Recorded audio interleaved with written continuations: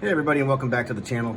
Appreciate you stopping by and checking out, well, my long-awaited pistol that I've been circling over for some months now. And as you can see, it is a Rock Island Armory. Ever since I got bit by the 1911 bug, I definitely was interested after reading some articles about some of the other options that were out there, the different calibers, and the popularity of that really kind of taken off. I know now it seems like 380s definitely kind of hit the market and really taken notice. Also 10 millimeter. So at least to kind of throw that out there. And this one typically retails in the neighborhood of around $800. Probably find it somewhere between 600 and 700. This is the Rock Island Armory, aka Armscore Tac Ultra CS.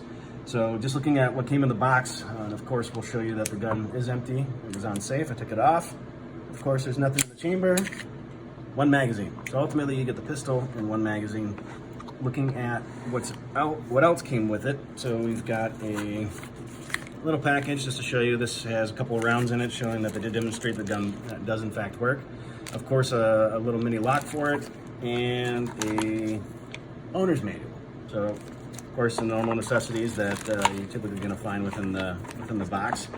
So overall, as a whole, I was a little bewildered about how Rock Island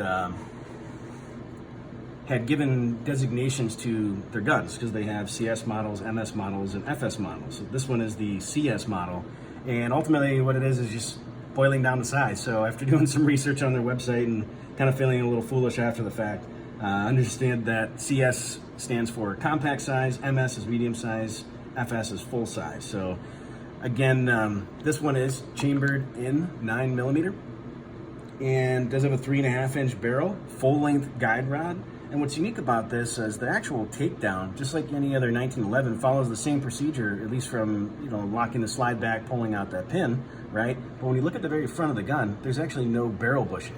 So that's actually a really unique piece of the gun overall as a whole, right? That's something that for a 1911 usually you would see on there. So don't have to deal with the barrel bushing. That's potentially a plus in my opinion. I did check the lockup on it. I mean, ultimately there's no wiggle. I mean, this gun from fit and finish standpoint is phenomenal. It does have a skeletonized trigger, so you can see here, and of course it also has a Allen wrench adjustment, so if you wanted to adjust the over travel or pre-travel, as well as a skeletonized hammer. So some features right out of the box, some extra goodies that Rock Island did. Again, being that value brand, if you will. It does have a front fiber optic sight, and then of course the rear is an adjustable sight, and this one is actually adjustable for both windage and elevation. You'll notice it does have a parkerized coating on it. G10 grips, so this shares the same G10 grips as a normal 1911 would, so you can swap these out and change them, which eventually I think probably will happen down the road, maybe for something that's a little bit less aggressive, depending upon how my experiences are with shooting. So I haven't even gotten it out yet, literally just got it home today, so that could eventually change. I know that some folks were complaining that this was making their hand raw, not only from shooting it, but also even just carrying it, so that could potentially be a concern. 4 to 6 pound trigger, so that's what you can expect as far as trigger weight. I currently don't have a device to measure that, so just FYI, if anybody else out there has any readings or done any readings on the RIAs, definitely feel free to share that information.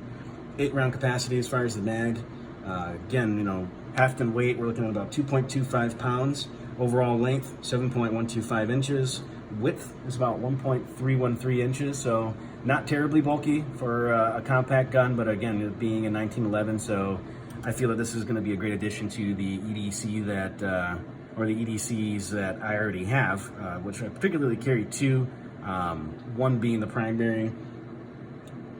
Last piece of it I wanted to talk about was, of course, the height, and that's going to be approximately about 5.125 inches. So overall, I think that this is a great purchase. I'll be happy to see how it performs once I get it out there. I think that with the extra weight and half the 9 millimeter, not that it's overly overly strong in terms of recoil anyway, but it'll definitely be a much flatter shooting gun. I do like the fact that they also put a rail on here, despite the fact that I probably won't put a light or a laser on it. At least it has that option.